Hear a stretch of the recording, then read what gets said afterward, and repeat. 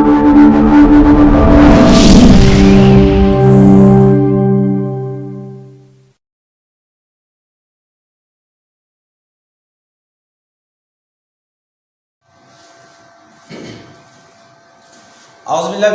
बिस्मिल्लाहिर्रहमानिर्रहीम। शुरू अल्लाह के नाम से जो बड़ा मेहरबान और निहायत रहम करने वाला है। सब तारीफ़ अल्लाह के लिए जो तमाम जानों का पालने वाला है।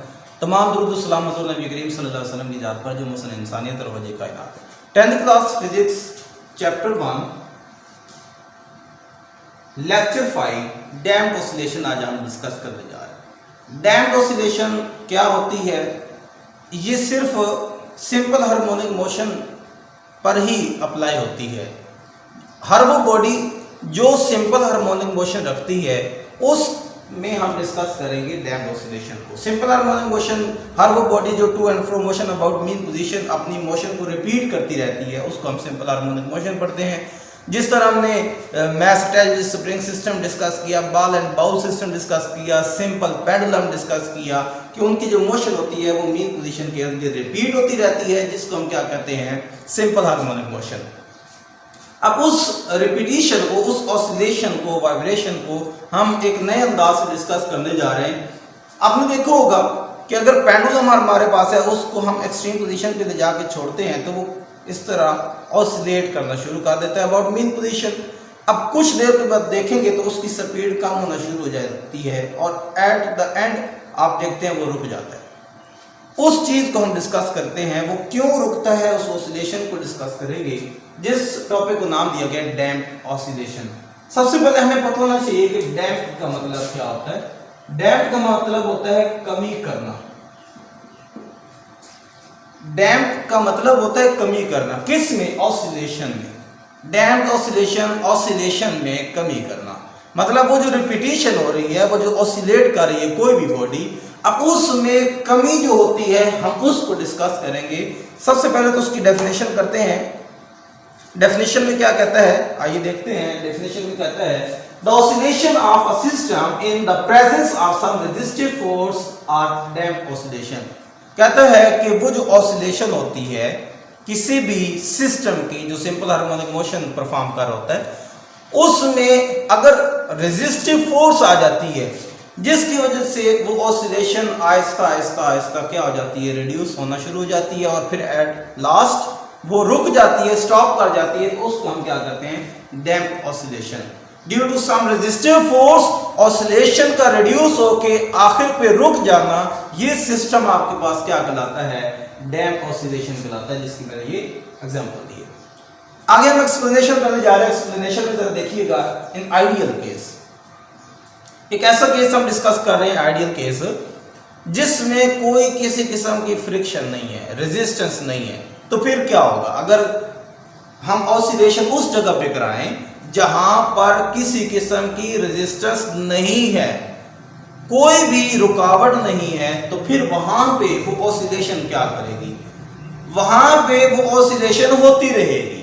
देखें ना, अब रेजिस्टेंस ही नहीं है, कोई रुकावट ही नहीं है, कोई रुकने की वजह ही नहीं है, तो वो बॉडी ऑसिलेट ही करती रहेगी। पेंडुलम है, स्प्रिंग है, हमने तीनों डिस्कस किए हो ना। ये हमने डिस्कस किया मैस अटैच्ड स्प्रिंग सिस्टम, इसकी ऑसिलेशन जो रिड्यूस होती है उसको अब डिस्कस कर रहे हैं।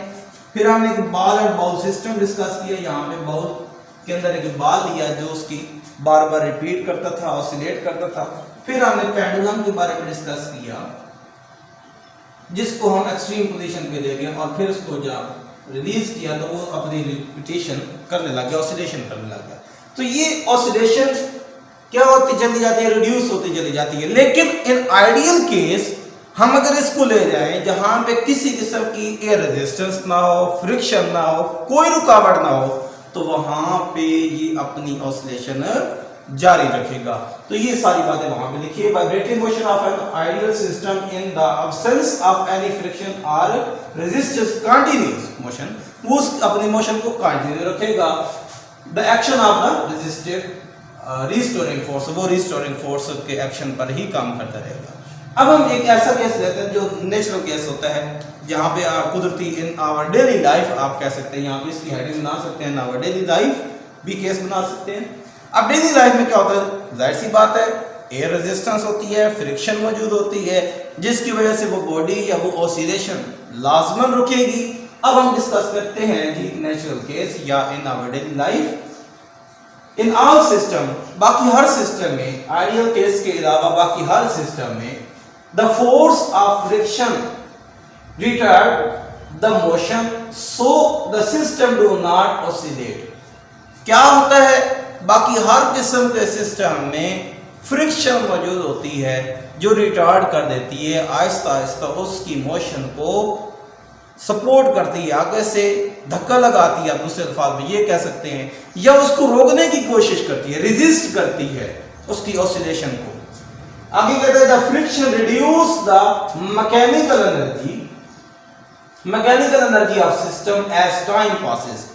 अब वो फ्रिक्शन क्या करती है, उसकी मैकेनिकल एनर्जी को क्या करती है, रिड्यूस करते हैं। अब मैकेनिकल एनर्जी का ही क्यों जिक्र किया, आपने देखा होगा, मैंने आपको बताया था कि ये जो पैदा होती हैं यहाँ पे वेव्स, वो कुछ इस शक्ल की होती हैं। अब मैकेनिकल जो एनर्जी होती है वो ड्यू टू हाइट होती है। अब हाइट क्या होना शुरू हो जाती है, रिड्यूस होना शुरू हो जाती है।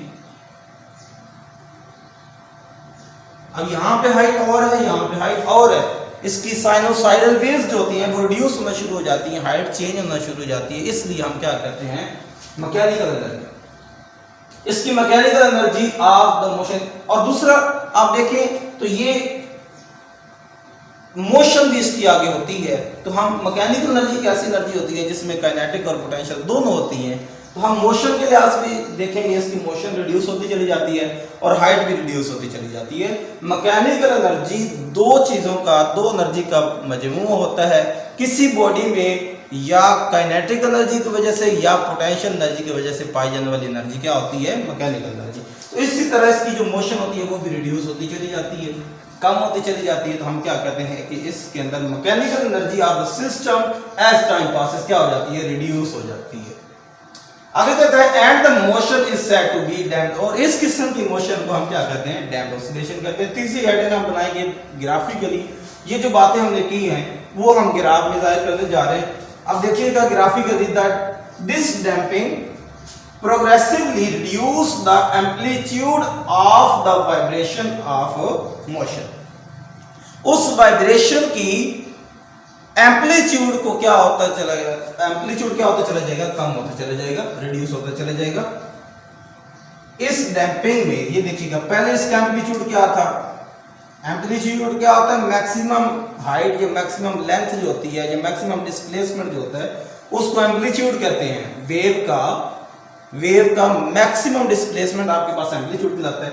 अब यहाँ पे देखें, फिर यहाँ पे देखें, तो ये आप देख रहे हैं इसका एम्पलीट्यूड तरतीब क्या हो रहा है, कम होता चला जा रहा है, रिड्यूस होता चला जा रहा है। इस प्रोसेस को हमने देखें, मैंने ये एक ग्राफ बनाया, ऊपर पॉजिटिव नीचे नेगेटिव होता है, ये ओरिजिन है, मीन पोजीशन आप कह सकते हैं। इस साइड पे क्या है, डिस्प्लेसमेंट है, नीचे हमने टाइम ले लिया। अब देखिए डिस्प्लेसमेंट भी क्या हो रहा है, कम हो रहा है, और टाइम के लिहाज से डिस्प्लेसमेंट कम हो रहा है, जिसको हम डैम्पिंग कहते हैं, कमी होना, डैम्पिंग हो रही है यहाँ पे। तो ये ग्राफ शो करता है डैम्प ऑसिलेशन। तो ग्राफिकली आप इसकी बहुत सी मिसालें, और जिसमें मोस्ट इंपॉर्टेंट और मोस्ट कॉमनली जो हम डिस्कस करते हैं अपने इस सिलेबस में वो है शॉक ऑब्जर्वर। शॉक ऑब्जर्वर भी आपने देखा होगा कभी घर में जो सोफा होता है और जो मैट्रेस होता है उसमें भी स्प्रिंग लगे होते हैं। अब जब जैसे ही बैठते हैं तो थोड़ा सा इसमें ऑसिलेशन होती है।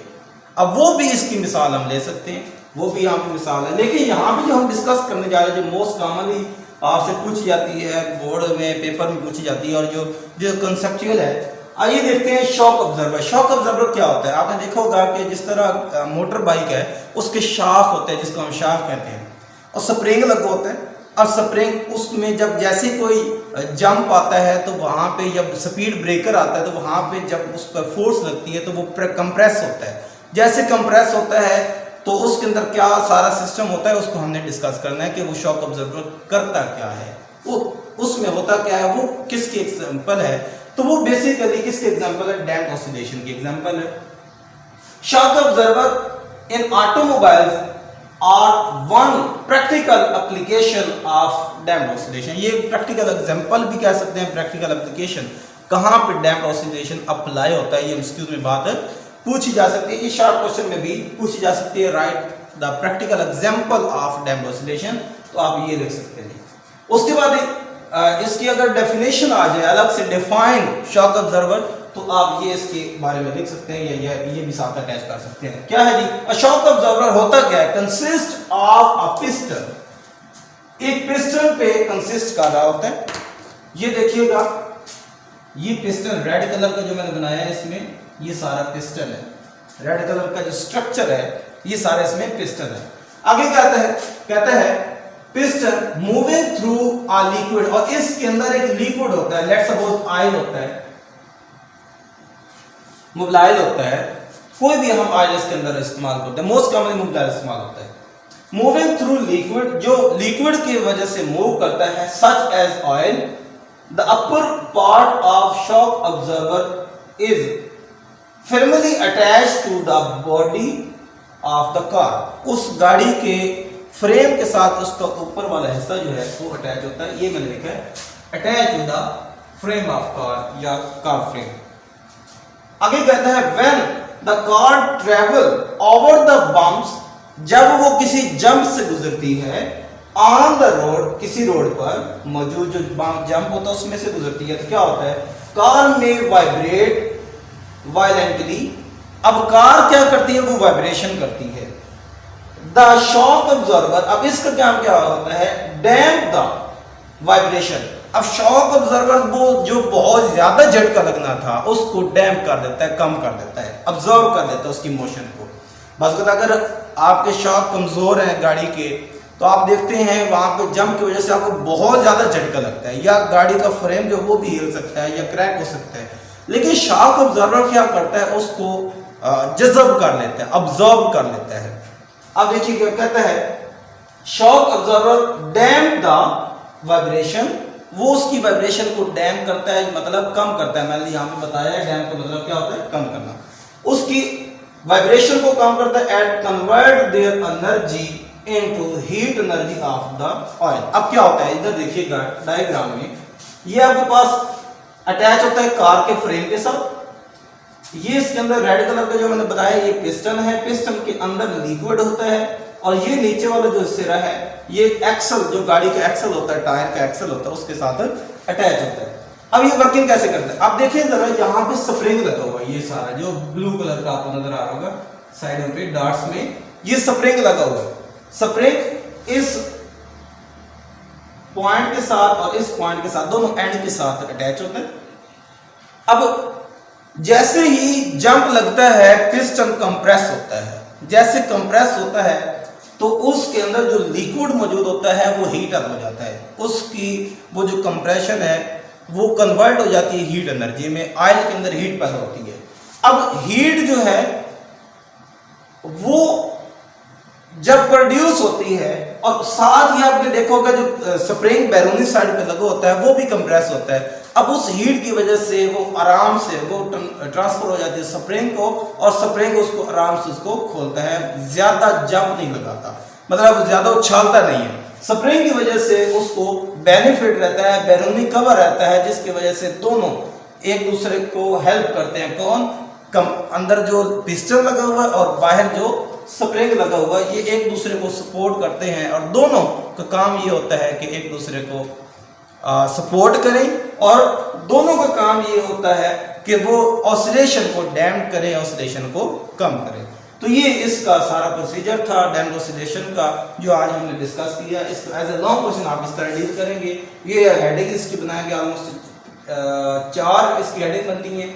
सबसे पहले आप डेफिनेशन करेंगे, फिर एक्सप्लेनेशन में आप आइडियल केस, फिर नेचुरल केस, फिर ग्राफिकली में देखेंगे, ग्राफ बनाएंगे, और फिर उसके अंदर शॉक ऑब्जर्वर की आप एग्जांपल देंगे, और आपका लॉन्ग क्वेश्चन कंप्लीट हो जाएगा। आई होप आपको समझ आ गई होगी, इसको आप नोट कर सकते हैं।